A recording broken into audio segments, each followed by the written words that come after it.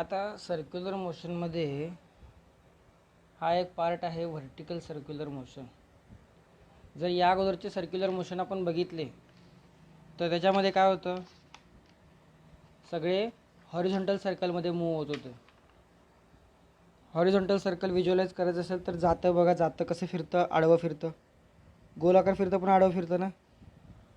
ते ऊसाचं रस काढण्याची मशीन असते बघा, हाताने फिरत होते ऊसाचा रस काढणारा माणूस, ते व्हर्टिकल सर्कल असतं. ठीक आहे. तर हॉरिझॉन्टल सर्कल इतके वेळ होतं आपल्या ह्याच्यामध्ये सर्क्युलर मोशनमध्ये.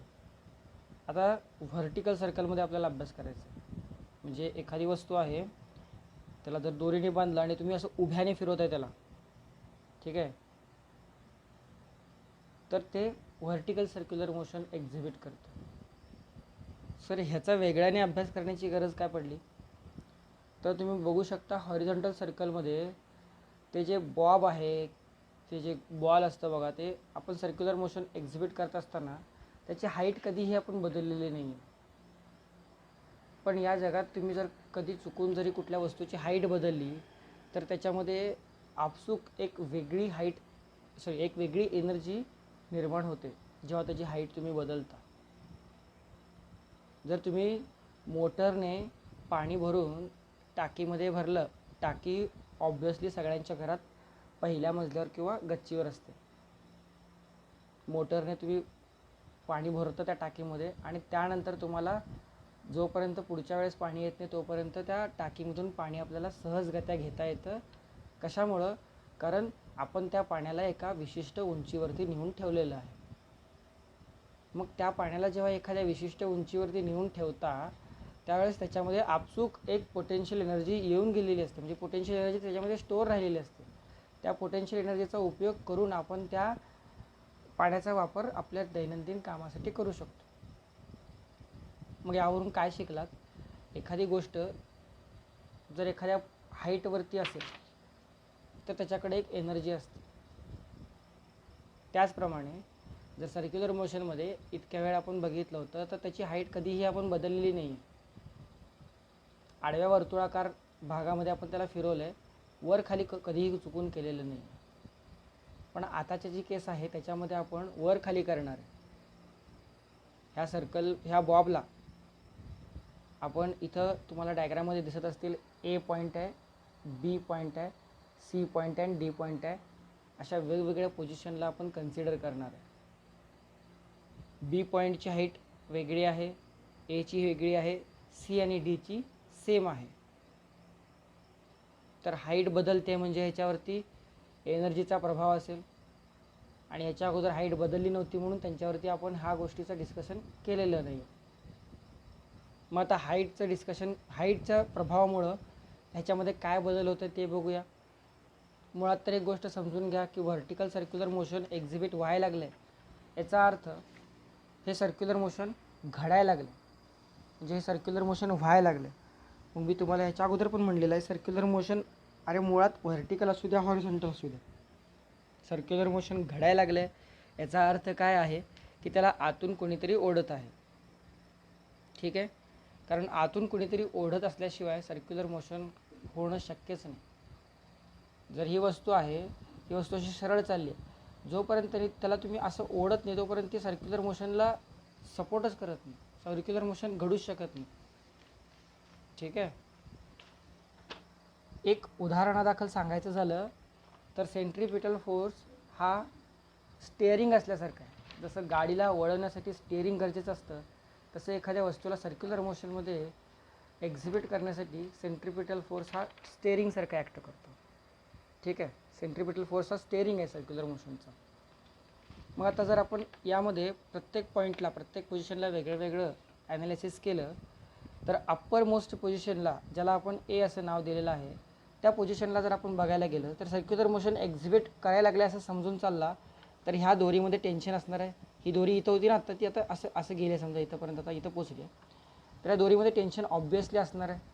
आणि टेन्शन कधी पण एखाद्या पॉईंटपासून अवे घेतो आपण. ठीक आहे. सो ह्याची डायरेक्शन, टेन्शनची डायरेक्शन अशी झाली, त्या बॉलपासून अवे, आणि त्या बॉलपासूनच जे एम जी वेट आहे ते पण खालीच ॲक्ट होईल. म्हणजे एकूण एक टेन्शनची डायरेक्शन पण डाऊनवर्ड असेल आणि वेटची पण डायरेक्शन डाऊनवर्ड असेल. हे दोघं मिळून काय करत आहेत, जो त्या बॉबला आत ओढण्यासाठी रिस्पॉन्सिबल असणारा सेंट्रिपिटल फोर्स आहे ना, तो दोघं कलेक्टिवली देत आहेत. ठीक आहे. त्यामुळं त्या दोघांचं जे कलेक्टिव्ह रिॲक्शन आहे ते मी ॲज अ सेंट्रिपिटल फोर्स म्हणून कन्सिडर करेन. ओके. समजू शकता तुम्ही की टेन्शन एखाद्या पॉईंटपासून अवे आपण समजून घेतो जेव्हा टेन्शन आहे. ओके. समजा हे इथं मी असं बांधलेलं आहे.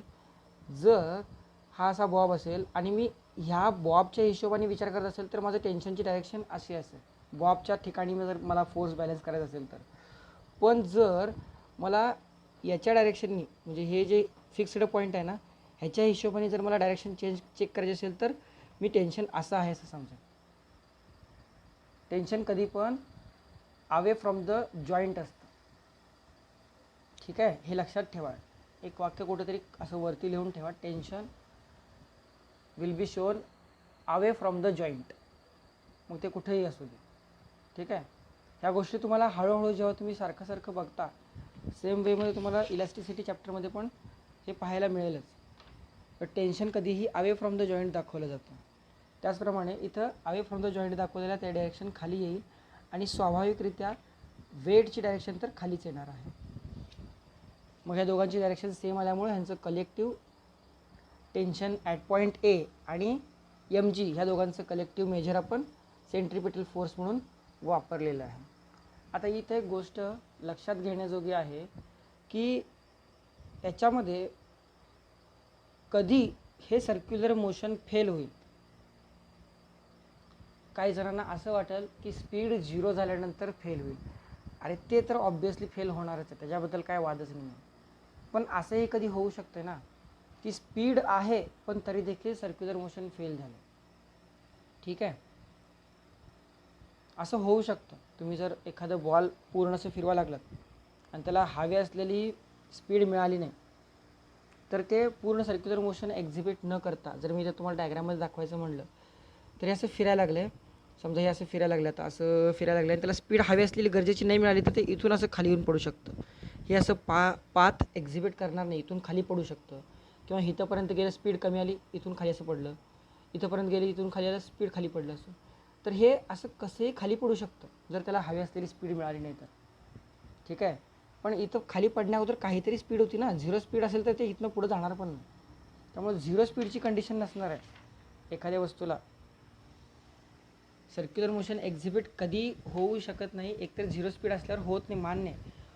पण असंही होतं आहे की स्पीड आहे तरी देखील सर्क्युलर मोशन एक्झिबिट होत नाही आहे. तर ती कंडिशन काय असेल तर हे जी दोरी आपण विचार केली ना, ह्या दोरीमधलं टेन्शन जेव्हा 0 होईल बघा त्यावेळेस ते सर्क्युलर मोशन एक्झिबिट होणार नाही. म्हणजे ती जी दोरी इतक्या वेळ टाईट होती ती जर टाईट राहिली नाही, ती ढिली पडली तर सर्क्युलर मोशन घडणं शक्य नाही. कारण ती टाईट आहे म्हणून तर हे व्यवस्थित असं गोल फिरत आहे. ठीक आहे. मग टाईट नाही राहिलं म्हणजे त्याच्यातलं टेन्शन 0 झालं. मग ते टेन्शन 0 ही कंडिशन वापरून आपण कमीत कमी स्पीडचा फॉर्म्युला इथं काढलेला आहे. हे टेन्शन 0 असलेली व्हॅल्यू इथं पुटअप केली त्यामुळं हा पार्ट 0 आला. मग ही दोघं इक्वल आली इथं बघा आणि m कॅन्सल केलं तर मला VA मीन का बरं म्हणलेलं, कारण कमीत कमी अशी कोणतीही स्पीड असेल ती काढतो आहे आपण. VA mean is equals to √RG आलं. हा फॉर्म्युला आला. हा फॉर्म्युला काय सांगतो ते पहिला बघा. तुम्हाला प्रॉब्लेम सॉल्व करता येतील ती नंतरची गोष्ट झाली. तुम्हाला फॉर्म्युले लक्षात राहतील ते पण फिक्स आहे. पण हे VA मीनचा अर्थ समजून घ्या, कारण खूप जण तिथंच मागं पडतात. VA मीन म्हणजे काय? हे VA मीन अशी व्हेलॉसिटी आहे या ए पॉईंट जवळची जी कमीत कमी गरजेची आहे हे सर्क्युलर मोशन घडण्यासाठी. जर तुमची स्पीड आता समजा हे √RGची व्हॅल्यू समजा तुमची 50 आली, 50 मीटर पर सेकंड आली. एक मिनट, 50 मीटर पर सेकंड अशी स्पीड आली तुमची VA मीन, तर तुम्हाला हे बॉल सर्क्युलर मोशन एक्झिबिट करावं असं वाटत असेल ना तर तुम्ही 50पेक्षा जास्त स्पीड ठेवायला पाहिजे. 50पेक्षा कमी स्पीड ठेवला तर तुमचं हे बॉल इथं न जाता इथून खाली पडू शकतं. हे अर्थ आहे त्या VA मीनचा. ठीक आहे. VA मीनचा अर्थ काय? कमीत कमी अशी स्पीड जे या बॉलला सर्क्युलर मोशनमध्ये राहण्यासाठी मदत करते. हे झालं ए पॉईंटसाठी. आता जेव्हा तुम्ही बी पॉईंटचं काढायला येता, आता डायग्राम थोडीशी आपल्यापासून लांब जाईल, ठीक आहे, तरी दिसते.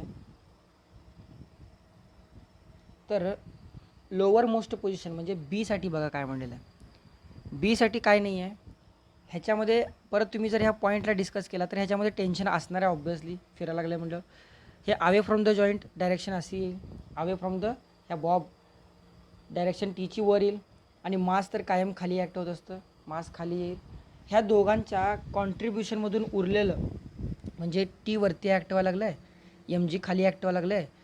म्हणजे समजा वरती टी 50 न्यूटन ॲक्ट होत असेल आणि खाली एम जी 20 न्यूटन ॲक्ट होत असेल, तर उरलं किती 30.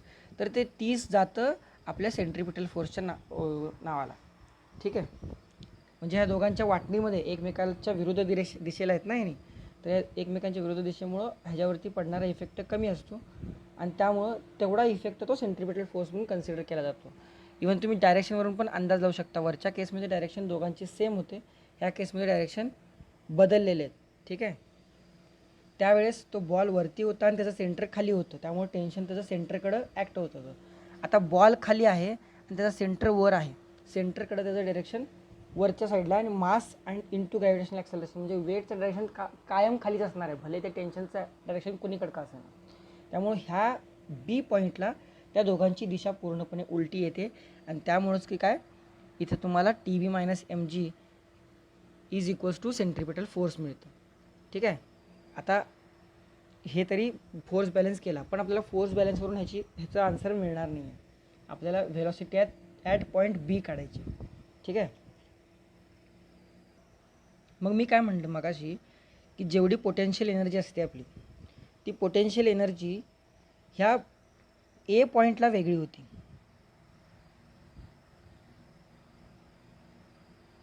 ठीक आहे. ह्या ए पॉईंटला एक पोटेन्शियल एनर्जी होती. आता ह्या बी पॉईंटला एक पोटेन्शियल एनर्जी वेगळी आहे. मग मला काय म्हणायचं आहे, इथून इथंपर्यंत येईपर्यंत ह्याची हाईट बदलणार आहे. मग ह्याची पोटेन्शियल एनर्जी जास्त होती, हा वरच्या हाईटला होता, ह्याची पोटेन्शियल एनर्जी जास्त होती. इथं आल्यानंतर त्याची पोटेन्शियल एनर्जी कमी झाली. ती कमी झाली म्हणजे ती पोटेन्शियल एनर्जी गेली कुठं, तर ती कायनेटिक एनर्जीमध्ये कन्वर्ट झाली. मग कायनेटिक एनर्जीचा फॉर्म्युला आहे हाफ एम व्ही स्क्वेअर. मग ह्याच्यामध्ये ह्या पोटेन्शियल एनर्जीमध्ये चेंज किती झाला, पोटेन्शियल एनर्जीचा फॉर्म्युला आहे एम जी एच. ठीक आहे. तर हाईट किती आहे रे ॲक्च्युअलमध्ये, इथून इथंपर्यंत आर आणि इथून इथंपर्यंत आर, म्हणजे टोटल 2R हाईट आहे.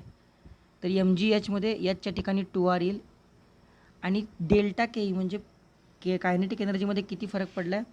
आधी इथं फायनल स्पीड किती आहे व्ही बी, आणि इनिशियल किती आहे V A. V B square minus V A square divided by 2 into M, हे कायनेटिक एनर्जीमधला फरक आहे. ठीक आहे. ह्या गोष्टीला रिपीट आहे का तुम्हाला बरोबर कळेल. जेवढा फरक ह्या पोटेन्शियल एनर्जीमध्ये आहे तेवढाच फरक ह्या कायनेटिक एनर्जीमध्ये असेल. आणि कायनेटिक एनर्जी सुरुवातीला half M V A square होती, final half M V square झाली. त्या दोघांचा डिफरन्स म्हणजे पोटेन्शियल एनर्जीमधला डिफरन्स, दोघांना इक्वल केलं, मास कॅन्सल झालं, आणि शेवटी V B square minus V A square is equals to 4RG आलं. पण आपल्याकडे व्ही ए म्हणजे √RG आहे, व्ही एची व्हॅल्यू ठेवा, तुम्हाला व्ही बीची व्हॅल्यू मिळेल. व्ही बीची व्हॅल्यू काय मिळाली रे, व्ही बीची व्हॅल्यू मिळाली तुम्हाला 5√5RG.